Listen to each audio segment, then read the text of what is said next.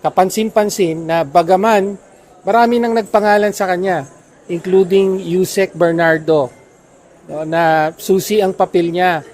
Ugnay between the kickbacks and the President, si Adrian Bersamin ang tumatanggap at nagbibigay nito sa Pangulo directly.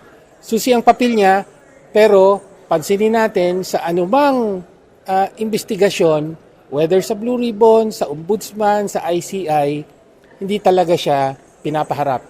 Dinededma lang siya.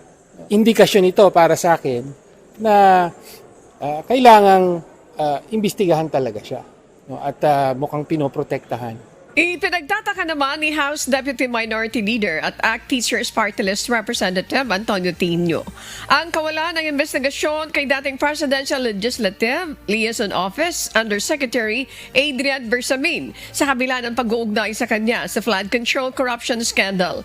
Kung gustuhan niyang matumbok ang pinakamalaking isda sa flood control corruption scandal, si dating Presidential Legislative Liaison Office Undersecretary Adrian Bersamin ang dapat imbestigahan.